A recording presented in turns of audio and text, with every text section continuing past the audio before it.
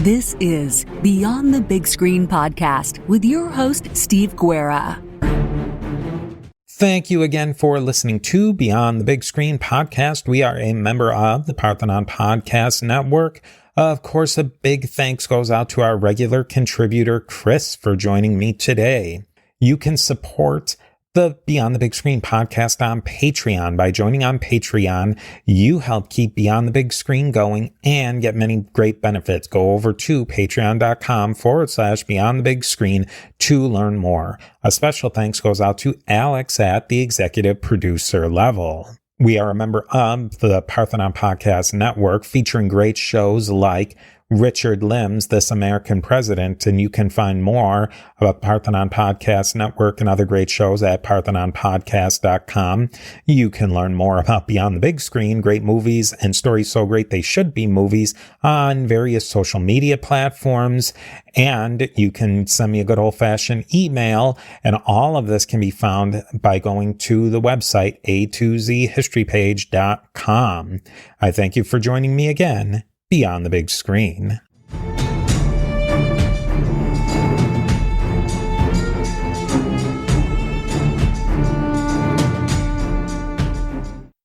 I'd like to welcome back our co-host and contributor, Chris, as we wrap up this series on M. Night Shyamalan's Eastrail 177 trilogy. Previously, we talked about Unbreakable from the year 2000 and 2016 Split.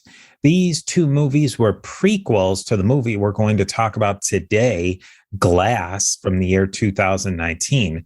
Glass is the culmination of a story that started nearly 20 years before this movie was made. Just to quickly mention, these movies star primarily the main three characters are James McAvoy plays Kevin Wendell Crumb, also known as the Horde. Bruce Willis plays the Overseer, also known as David Dunn, and then Samuel L. Jackson is Mr. Glass, whose original name is Elijah Price. And I really highly suggest you go back and listen to the two previous episodes, because I think they'll really help you get into this story more. So, Chris, how are you doing today? I'm doing pretty good myself.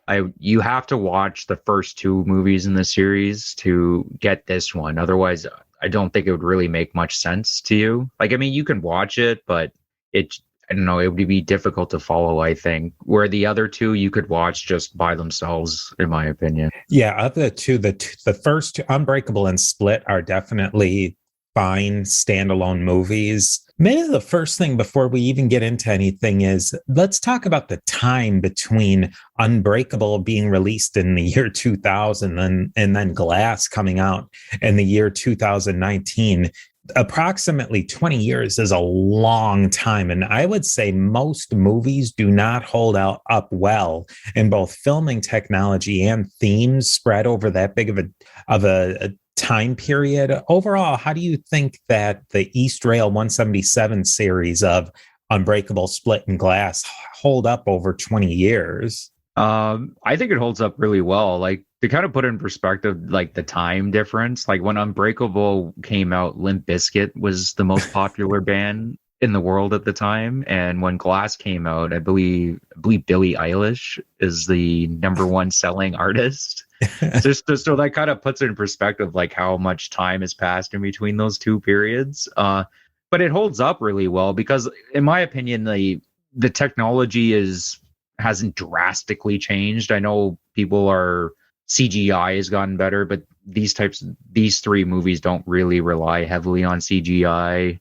I know digital filmmaking is something that's come into more vogue as times went on, but M. Night Shyamalan doesn't really film in digital. He films with classical film. But I think the biggest reason that it holds up is because the themes that it's tackling are ones that are timeless. So they're not, it doesn't have to be in a particular time or place to understand it. These are, it's about redemption, what it means to be a hero, the battle between good and evil, right? Yeah, I was thinking that myself. The year 2000, 9/11 hadn't even happened yet. Cell phones, I think I got my first cell phone in about the year 2000. I mean, technologically, so much has changed, but really, like you said, in the grand scheme of things, not much has changed as far as the themes go. That those essential themes that are baked into these movies are completely timeless. And I think that that's probably what is one of the most unique things in this movie, is that you can just pick up a story from the year 2000, transplant it to 2019, and it is seamless. I mean, try and do that with a lot of other movies, I think, even in the comic book genre, and that doesn't happen.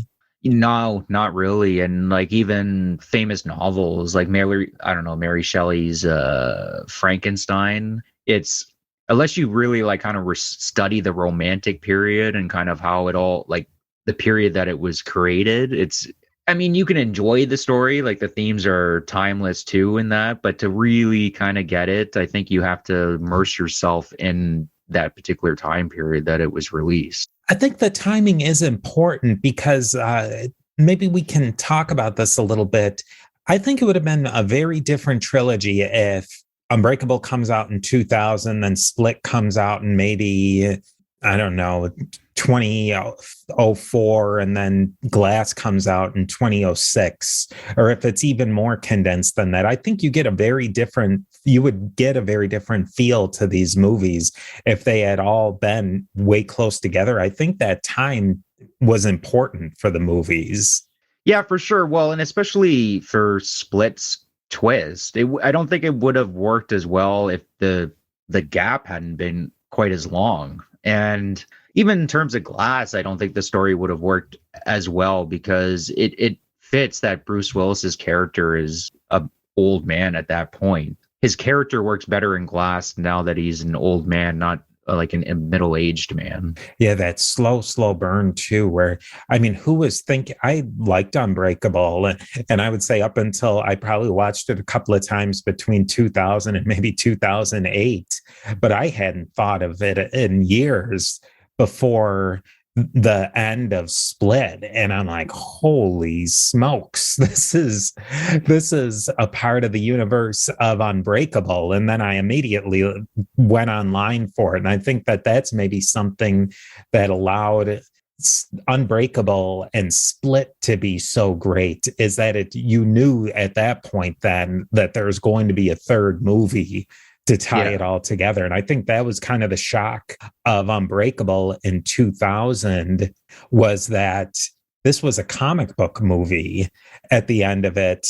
And when that's revealed that this is a comic book movie, it's like, holy smokes. Yeah, especially with Unbreakable, because of the tone of Unbreakable, it takes the subject matter very seriously. And it's not that comic book movies hadn't been created before Unbreakable, they were done very kind of cartoony. Even like Tim Burton's Batman, his two Batman movies, the original Batman Returns was a lot darker, but it was still fantastical is the best way I can describe it. It's I don't know, it's something out of it has like a Brothers Grimm feel to it. Like it's a fairy tale. It's a fantasy land, where Unbreakable was very grounded in reality. And we've gotten a little bit more used to that now, I guess, with some of the comic book movies. I mean, Christopher Nolan's Batman movies are more, I wouldn't say they're like grounded in reality, but they're more grounded, I would say.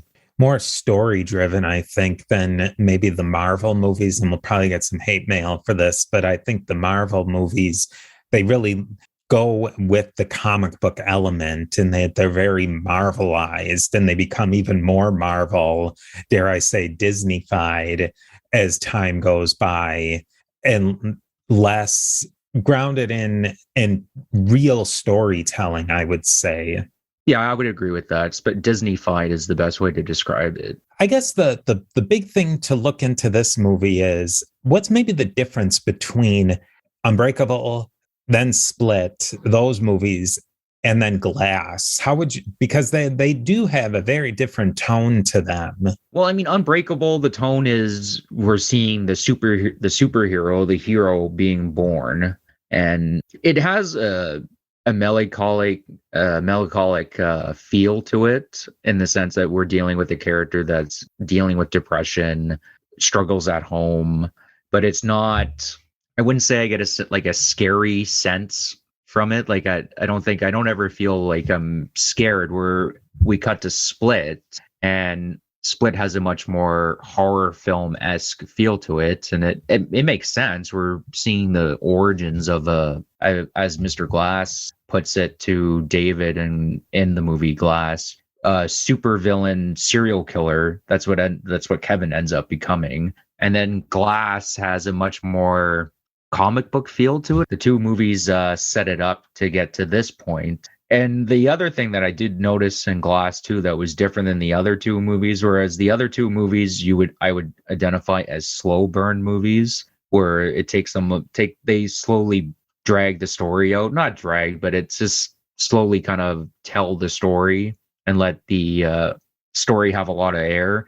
Glass, I felt, was, point A, point B, it moved along a lot faster. One of the big themes that they really tap into is good versus evil.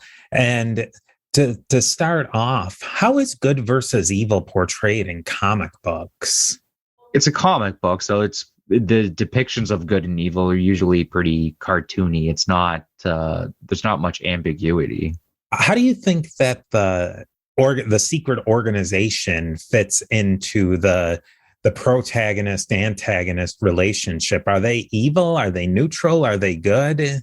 It depends on how you view the ideas of the idea of a superhero. In my opinion, like I would argue that they're evil because they're purposely covering up the truth about superheroes to the rest of humanity and what humanity is potentially capable of. They're purposely covering it up. Now they justify it to themselves, saying, well, once one of you guys show up, the opposite shows up, and then it just keeps on getting worse from that point on. This is how they argue it, and they say that this is an organization that's been around for, I believe they say 10,000 years. Yeah.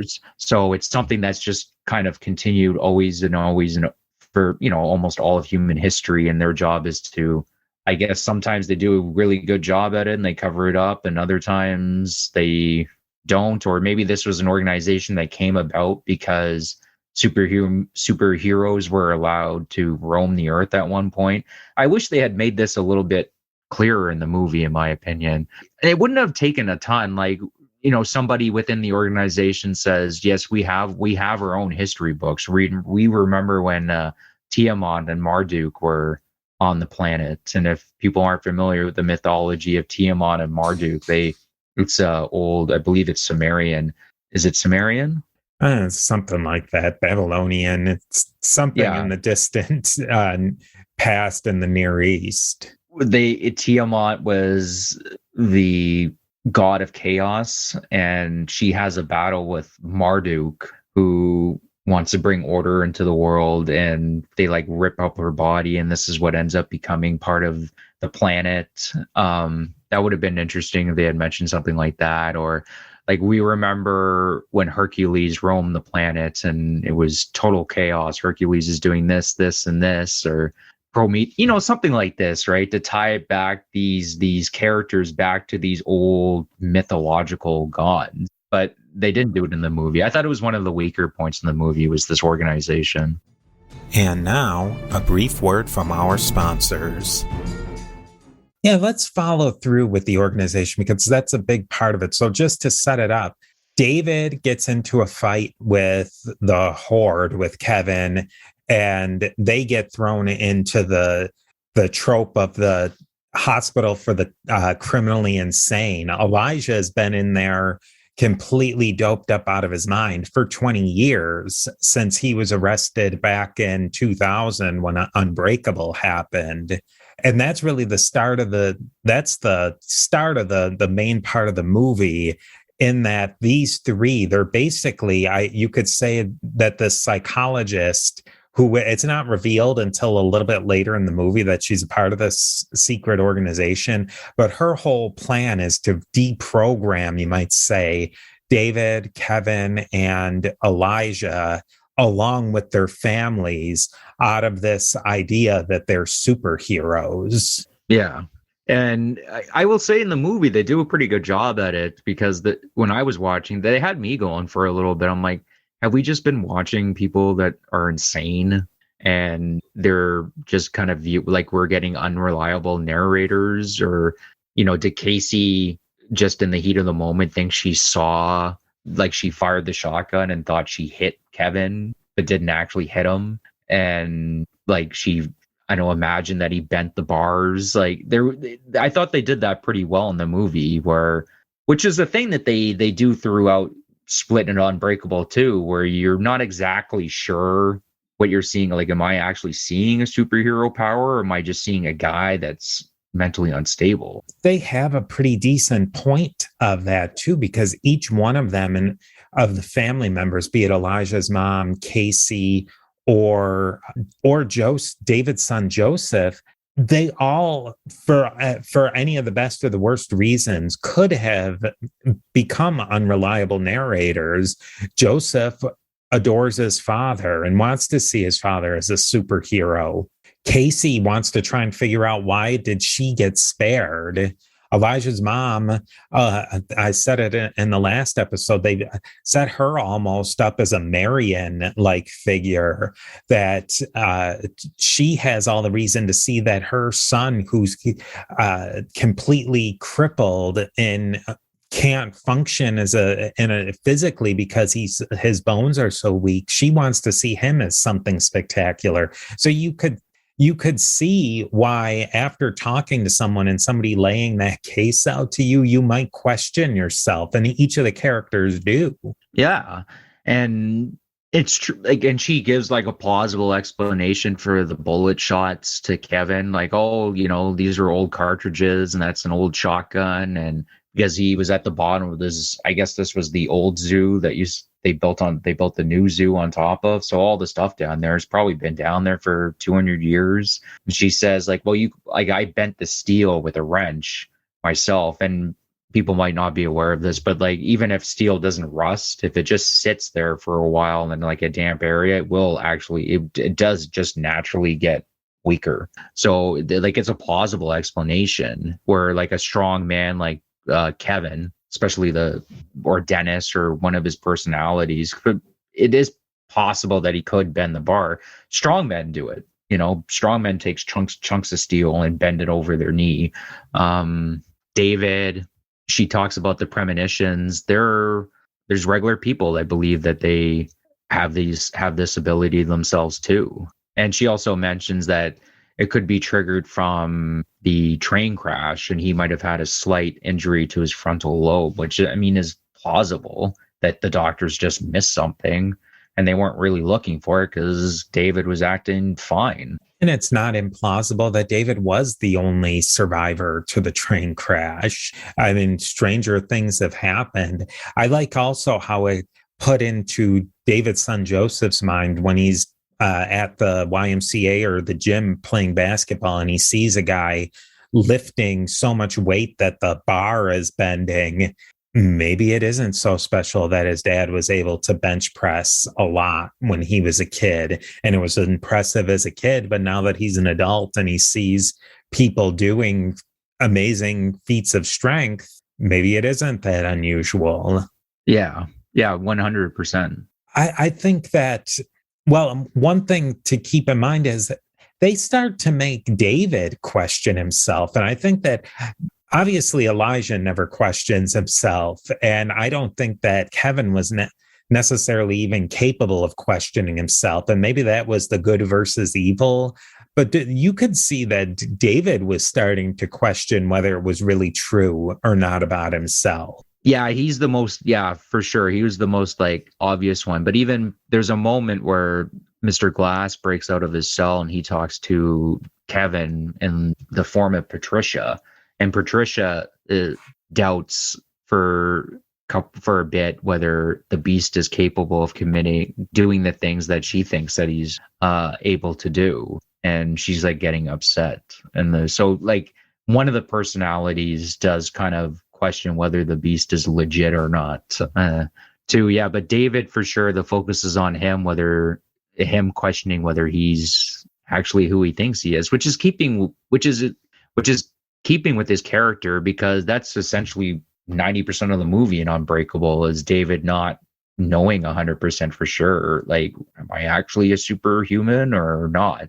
Maybe I think in a way, one of the failures of the movie, or the plot holes, is why does the secret organization have to just convince everybody that they don't exist? Why not just kill David in water before it gets to that point? Why not do something to the beast?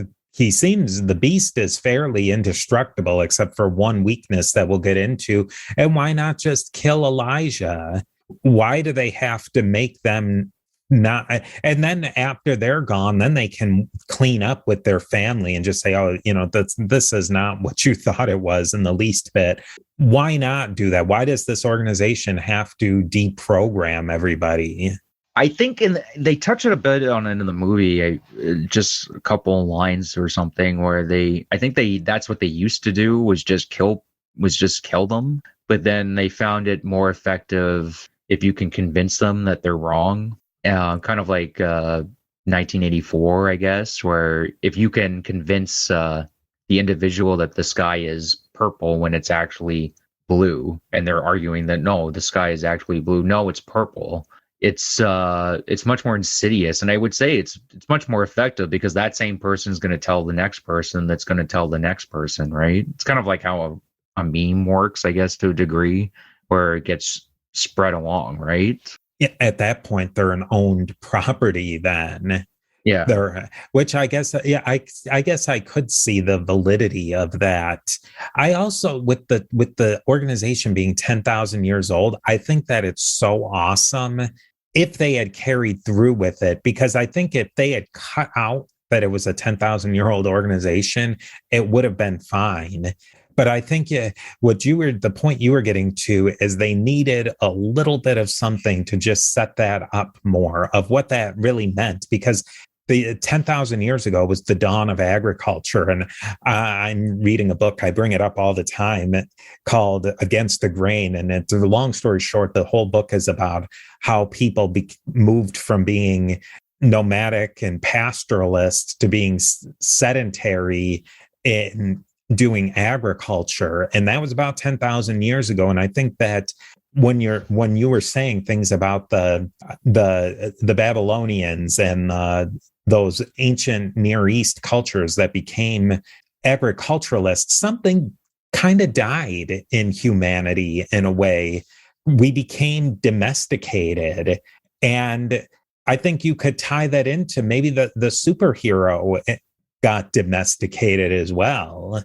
100%. I really like that idea, because when we were nomadic, everything's possible. There's always free space.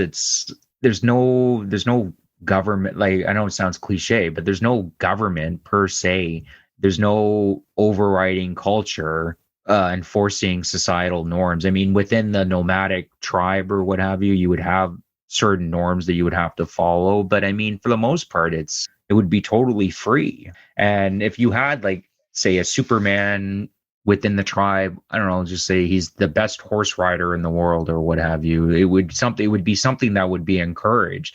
Once you get into an agricultural society, you start having stratified classes. The upper classes, they can't allow this, because people will see this superhuman, and it calls into question their legitimacy in terms of being able to rule or being part of a particular class. Well, that gets right to the point where if you're sitting as an agriculturalist and you have a 30-year lifespan and you have a group of nomads, I mean, this is scientific fact that all things being equal, the nomads and the hunter-gatherers lived a lot longer, healthier lives. This is science. This is history. You could see that and then look at hunter-gatherers today. they're ripped, they're in great physical condition, and they don't have all the health care and all the things that we have today. And as long as they don't get an infection or something like that, they generally live long, healthy lives. It's one or two technological advances that really allow us as agriculturalists to live to be 60, 70 years old. And I can guarantee it, most people, agriculturalists who live to 60 to 70 to 80, are not anywhere near as healthy as the hunter-gatherer who lives that same age. I think back 10,000 years ago, your average agriculturalist saw those hunter-gatherers as supermen. And just to make one more point, the kings and the people who rose to the top of those agriculturalist societies had to do something. They had to show themselves as being all powerful. And that's kind of where you get these monotheistic gods and these gods that are all powerful sky gods come about. Yeah. And you mentioned how the agriculturalists or the settled people would look at these nomadic people and think like these people are superhuman. Well, if you read the original sources, especially when the Romans talk about even the Germans or the Near East people talking about the Scythians that would ever once in a while come in, and the Huns once in a while come in and screw everything up. The way to describe these people is they don't even seem human. They seem, I mean, usually in negative terms, they come across as almost demonic. But that's how these people would view them, because it's so outside the box of what they're used to living. I mean, just physically speaking, the agriculturalists were smaller. They were more feeble. They were less well nourished because they were eating, for the most part, monoculture. Maybe in some cases they were able to supplement it with what they essentially became hunter-gatherers again if the emmer or the einkorn or whatever crop failed, then they were eating bugs or whatever they could hunt and gather. But I think that whole thing where you see the hunter and gatherers, that they're free, they live in very much harmony with their societies. Like you said, they had rules to follow, and the odd one who didn't follow the rules got kicked out, and that was a bad thing. But they had, for them at least, but they had a society that wasn't super complex. It worked pretty well. They were fairly healthy. But you live in one of these agriculturalist societies where you have a king bossing you around. You've essentially, for the security of living inside of those walls, you've become a slave. The king has to show that he and his caste has to show that they're all powerful to keep the lower class agriculturalists from spinning off and saying, forget this, I'm going back on the other side of that wall. Yeah. And I'm sure that there's examples of that happening too, especially if you look at early colonial American history of Americans joining up with the native tribes. You know, it wasn't something that happened all the time, but there are examples of that happening. And there's a huge draw for that, to get away from that whole system that's been set up, what we might call civilization, but to tie that back in. I mean, that was kind of a little tangent. It's a tangent, but I think it really does play. And it started to hit me thinking about it is, of course, Kevin as the Horde and David, they have real superpowers in this movie. And clearly Elijah has a superpower of his intellect.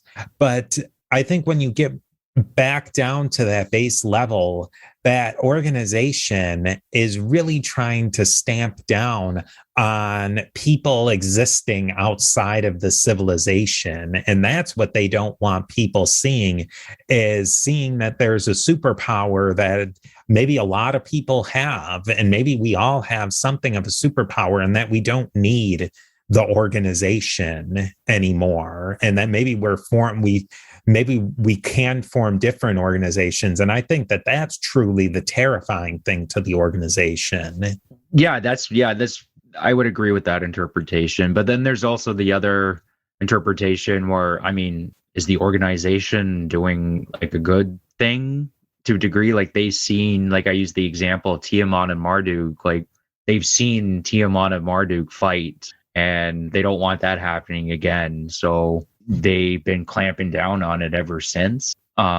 Because I mean, what's the next step up from the beast? And the next step up from David, I guess David flies and the beast becomes even bigger and stronger, and somebody becomes smarter than Mr. Glass. And I mean, that's the cool thing that they did in this movie, is they kept it fairly, I wouldn't say low stakes. The stakes are high, but they've kept their powers pretty grounded near a reality, where the beast, yes, he is super strong, but enough guys could take him on. And David, yes, he is super strong, but if you had 30 guys fighting David, pretty sure the 30 guys might have a chance.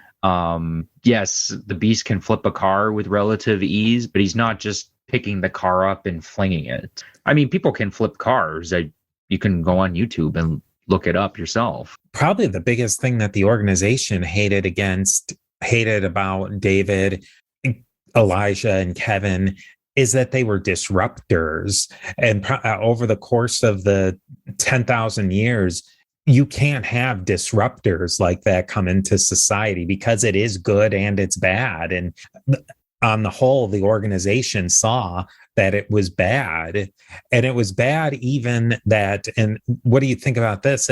It's bad that David exists as well in their mindset, the organization's worldview, even though David is trying to be good. Yeah.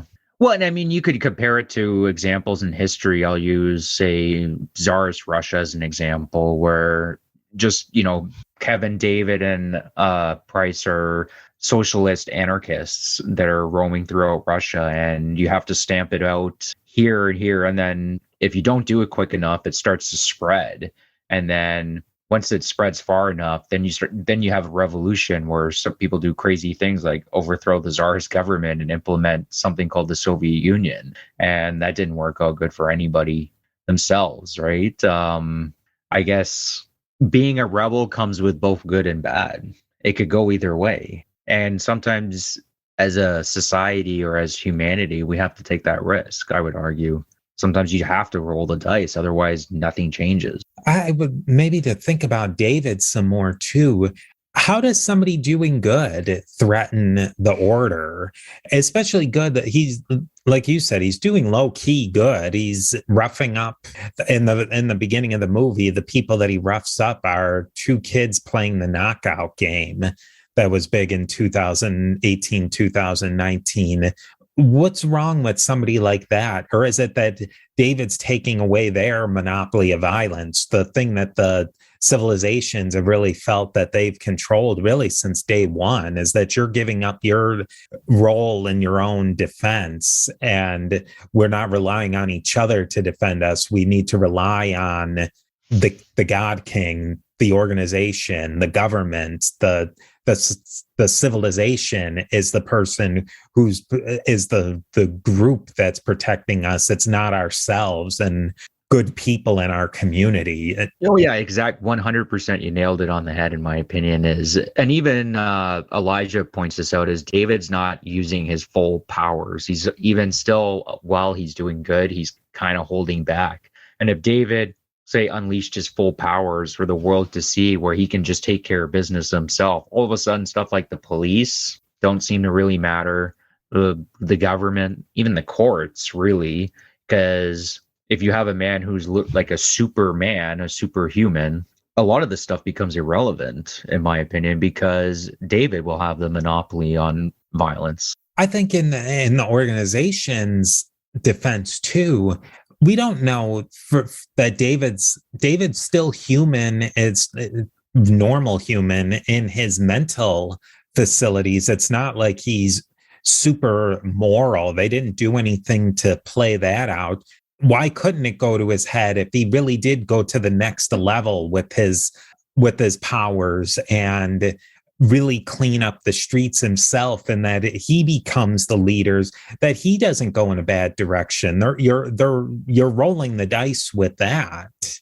Oh, 100%. I get, as a society, you'd be left. I mean, Nietzsche talked about this, as all of us underneath him would basically be having to worship the superhuman. I would argue, in a sense, the way people worship, say, the government or certain government organizations, I would argue that David would probably be a lot more worthy of worship than than a lot of these institutions that we hold in high esteem. But we've come to the point in some degree that we have agency over our government.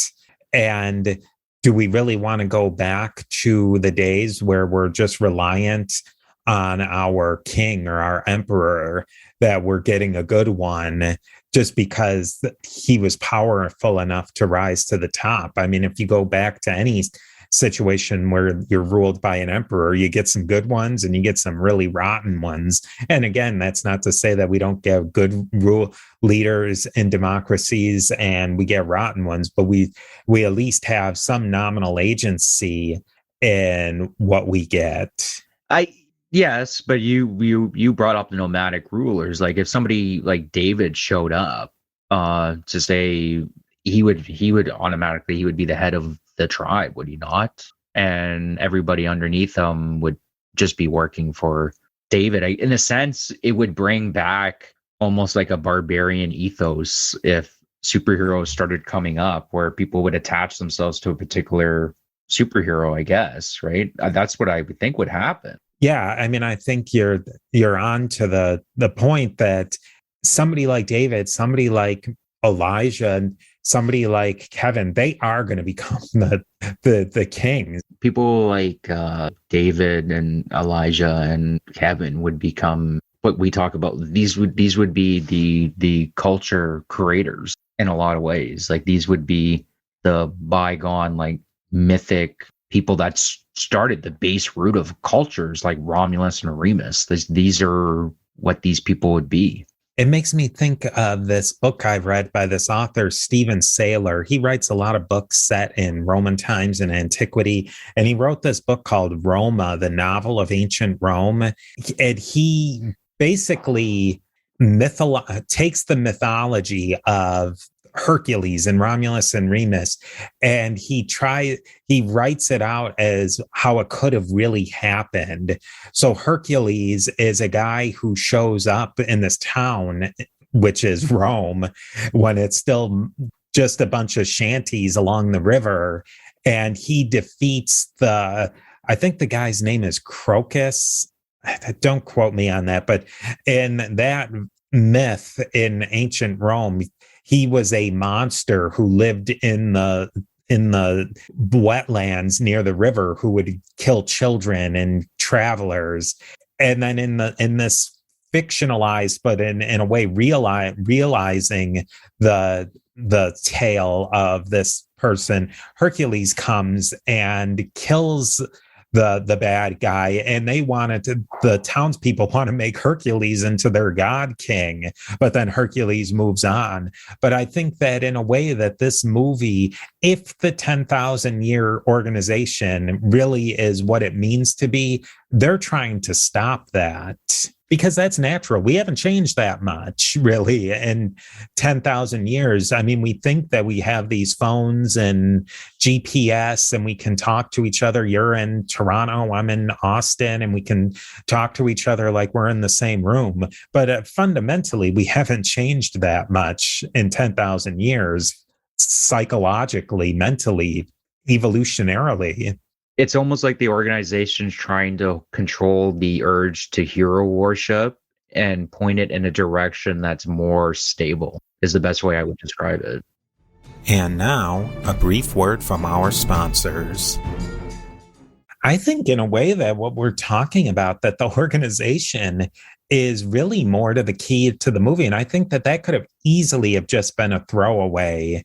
But I think that one sentence of her saying that it was a 10,000-year-old organization, if they had cut that out, I think you could have easily just wrote it off that it was some international organization or it was a part of the U.S. government or something like that. I think you could have totally have thrown that away. But in a way, I think that that's the more key to the movie than anything else.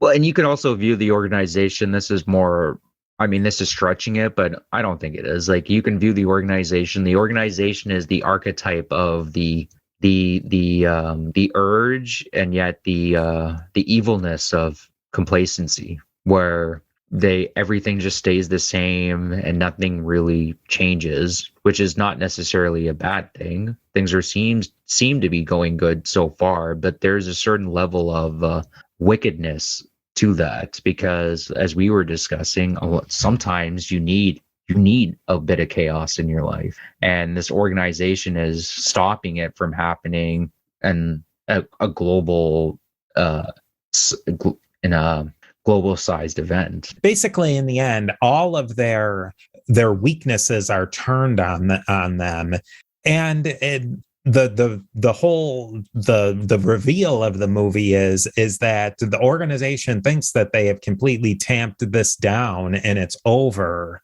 But what has Elijah done? Elijah has been filming the entire fight the entire time and streaming it to, I guess, some internet service or some streaming site. So the organization had hooked up cameras all over the place to be able to keep an eye on the superheroes at all times. And Elijah hacked into these cameras and had them streaming out to the internet, to stream this superhero fight to show the whole world that superheroes are real. And everyone, obviously everyone around the world is going to see it. You mentioned, and the fight itself is a ton of fun. I thought that was really well done. I had a blast watching it, because we watched like 2 movies leading up to this point, and it's like, oh, finally Kevin and David are gonna throw down. That's one of the more fun parts of the movie. And the way they all die is interesting. Just how low key it is, where Mr. Glass gets pushed and that's pretty much it. His chest caves in on himself and he just slowly dies in his mother's arms. Which Kevin killed him because of the big reveal of Kevin was that Kevin's father died on the train that David survived. Yeah, I like that. I kind of like that twist to myself. And Mr. Glass has one of these moments where it's pretty obvious that he is insane. He's lost his mind, where he goes, well, if your dad hadn't been on that train, the beast wouldn't have came. And in a sense, I created David and I also created the beast. It just took a little bit longer. And he's smiling. He thinks it's the greatest thing in the world that this guy entire life was ruined because Kevin's dad couldn't get the help that he needed for his mother, and she just abused him for his whole life. And Mr. Glass thinks this is a great thing, because for Mr. Glass, they've all achieved their 100% of themselves. Yeah, and that's probably Mr. Glass's real failing is in the end. And maybe Mr. Glass knew he was never going to survive, but it was certainly his hubris that he could control all these events. Yeah, 100%. I think, he actually did believe that he could control everything that was going on, that he could somehow control the chaos that he was unleashing. But, that's the funny nature of chaos. Usually a lot of the people that are unleashing it, they think they can control it, but in reality, you can't control chaos. David gets there's a gigantic tank of water, and David just gets killed in the end by the organization that they drown him in a puddle that's maybe in a pothole that's maybe 4 inches deep. Yeah, like about as unheroic as you can possibly imagine, as mundane as possible. And then Kevin gets killed because Casey touches him. Yeah. And me and you were discussing like Mr. Glass's bones are glass. Oh, so David can't be around water. And you were asking me about Kevin. Kevin's weakness is when somebody touches him that actually has genuine human compassion for Kevin, because it brings Kevin out of the light.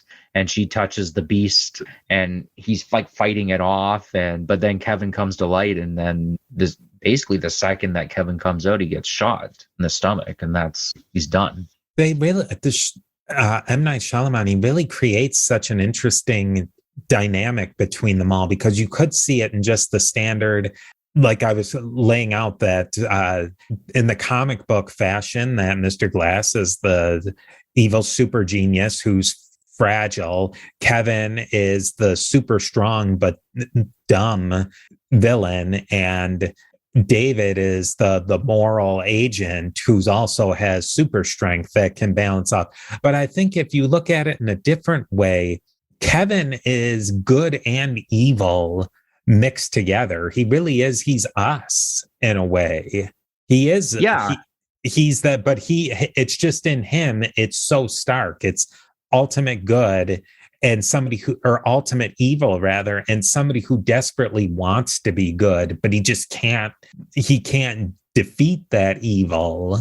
Yeah. 100%. I would say Kevin's character is us in a lot of ways. Like, we can go in one direction or we can go in another direction. And in a sense, Kevin's superpower is, this is the sense I get, if he went in one direction, he was going to be 130% in that one direction. And if he was going to go in the other direction, it was going to be 130% in the other direction. So he figured, if I'm going to be evil, I'm going to be super evil. And that's the beast. Kevin's somebody too who he had no will of his own in becoming evil. It wasn't his fault that he was born with DID. It wasn't his fault that his mom had OCD and was abusive to him. It wasn't his fault. In fact, it was Elijah's fault that his father died, who was the stabilizing influence in his family. But it really wasn't, in the end, his fault that he embraced the beast, or that he wasn't able to. I don't know. Is there a lesson to learn in that Kevin couldn't control these different identities inside of himself? I mean, I guess the lesson would be is the other personalities didn't work together hard enough. The ones that didn't want the beast to come out to work together to get control of the light and help get Kevin out to the light, because they were all arguing with each other about wanting to get, to be the predominant personality, where the Horde had decided we're all going to work together to make sure that the beast comes out, and we're going to share the light amongst us, and the Horde being Hedwig, Dennis, and Patricia. But near the end, even Dennis, who is one of the more, at least in Split, he comes across, he is one of the more despicable characters out of Kevin's personalities. Near the end, after seeing so much of what the beast is doing, even Dennis is like, I'm out. By the end of it, it seems to be just Patricia's the only one that wants the beast to stick around. They show too that there's a civil war going on in Kevin's mind. They say that the identities that haven't become a part of the Horde are being killed. Yeah. I thought that was a really nice touch. And like other personalities, you'll see them for a second where like, I'm in favor of Kevin taking the light, but I don't understand why. Like, I'm not part of the Horde. I'm not one of the bad guys. It's just the character itself is fascinating as you're watching the different personalities fighting amongst themselves about the beast and whether the beast is a good thing or a bad thing. Kind of like I assume society would argue. And just to make, like, McAvoy kills it in this movie too. He's great. I guess this is a good point. And we've watched these movies are over 6 hours. If you put them all together, we've talked about them for going on 3 hours. I think it's a good place to start thinking about what our final takeaways. And I think that the big takeaway from all of the three movies is we're really supposed to look at the comic book good versus evil, of those being a binary. And I really think that the movies is supposed to blow that whole dichotomy and that whole binary away.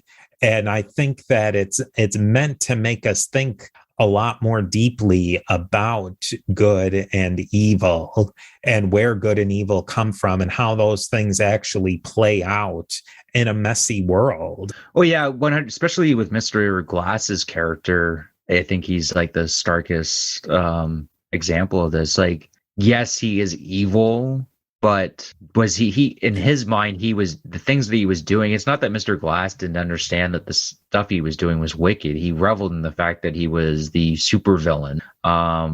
But his creative destruction could potentially lead to something much better for humanity, right? That's just an example. Kevin is I don't know, he's not really, is he evil, or is he a victim of circumstance? And David, I guess David was the one that fits the mold a little bit more in terms of the reluctant superhero. Yeah, in a way, David was really the one who he's the person who's just trying to be decent. Yeah. He isn't trying to change the world. He's just trying to change his little corner of it. And I think that that's maybe the best you can really hope for. I guess my final takeaway would be, I picked out a quote, and it's in this movie, and it's from Mr. Glass, and he's talking to Kevin, who's Patricia at the time. Everything extraordinary can be explained away, and yet it is true. I think deep down you know this. Everything you will see and do will have a basis in science, but it will have limit. This is a real world, not a cartoon. And yet some of us don't die from bullets. Some of us still bend steel. This is not a fantasy. And yeah, that to me perfectly kind of sums up the whole series to me, and the larger issue that it's talking about, where it's presenting superheroes in a realistic fashion and saying, and that's the theme at the end of the movie, where what Elijah is saying is, yes, we see extraordinary things all the time, and yes, we can explain these things with most of science and what have you. It still doesn't mean that they're any less extraordinary. And with Elijah basically using his imagination or his belief that superheroes are real, in a sense, he was able to bring that forward against pretty much all odds. Any rational human being would say you're insane, and yet he still did it with David. He had an entire organization that had been 10,000 years old trying to thwart him, and yet he still brought it forward because he had a belief in himself that these superheroes are real. And me and you were talking about, I believe it was on the Unbreakable podcast, our back and forth about what is a hero. And basically my argument was, a hero or superhero is somebody that is so far off this spectrum, it doesn't seem rational to us. And that to me is the biggest walk away from the series. It's showing, yes, it doesn't matter if you get shot with a bullet, you're going to die. You know what I mean? But it's trying to get across is we as human beings are capable of so much more if we just believed in ourselves and used our artistic and creativity and our imagination to create worlds that might seem impossible at the time, but if we have enough self-belief, we can make them a reality. That's a great way to really wrap up this series. You've stuck around with us for quite a number of episodes on this trilogy, and I hope that people really do take something away from it. If you're liking these series, definitely get in contact and you can give us some ideas for series, and we'll have a lot more great episodes coming up. So definitely join us next time.